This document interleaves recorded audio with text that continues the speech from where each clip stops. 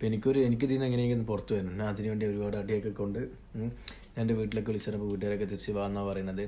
പിന്നെന്താ, ഈ റിലേഷൻഷിപ്പ് എന്ന് പറയാൻ പറ്റില്ല. എൻ്റെ ഒരു ഫ്രണ്ടായിട്ട് ഞാൻ അതുവരെ കണ്ടത്. പിന്നെ അവൻ പറഞ്ഞ് എൻ്റെ കൂടെ അങ്ങനെ നിൽക്കണം, അങ്ങനെയാണ് അവൻ്റെ ഒരു വാക്കുകൊണ്ടും പിന്നെ അവൻ്റെ ഒരു ഇതിനു കൊണ്ട് നിൽക്കുന്നത്. എല്ലാ വീഡിയോസും കണ്ട ഗൈസിന് അറിയാം, ഒരു ഹാപ്പിനെസ് ഇല്ലാത്ത വീഡിയോസാണ് എല്ലാം. അറിയാമല്ലോ, ഞാൻ എനിക്ക് കൂടുതൽ ആക്ട് ചെയ്യാൻ നടക്കാറില്ല. ഞാനൊരു ഷോപ്പിൽ പ്രൊമോഷന് കയറിയിരിക്കുകയാണ്. ആ പ്രൊമോഷന് വേണ്ടിയിട്ട് ഞാൻ ആ വീഡിയോക്ക് നിൽക്കുന്നതടക്കം. ഓക്കെ, പ്രൊമോഷന് വേണ്ടിയിട്ട് ഞാൻ ആ വീഡിയോക്ക് നിൽക്കുന്നതടക്കം.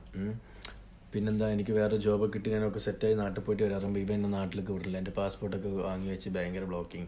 അപ്പോൾ ഒരു ഹെൽപ്പിന് വേണ്ടി തന്നെ നന്ദിനി റെഡ്ഡി പറഞ്ഞ പെൺകുട്ടിനെ പോയി കണ്ട് സംസാരിച്ചപ്പോൾ അവൾ പറഞ്ഞാൽ ഹെൽപ്പ് ചെയ്യാം, നല്ല രീതിയിൽ ഹെൽപ്പ് ചെയ്യുമ്പോഴത്തേനും നിങ്ങൾ ഇവിടെയൊക്കെ ഉണ്ട് ഗൈസ്, ഇവിടെയൊക്കെ ഭയങ്കര പെയിനാണ്. ഇതുണ്ട്, അതൊക്കെ കടിച്ച പാടാണ്. ഇതെന്നെ കടിച്ച് മൊബൈലിൻ്റെ ഇത് വെച്ച് കുത്തിയതാണ്.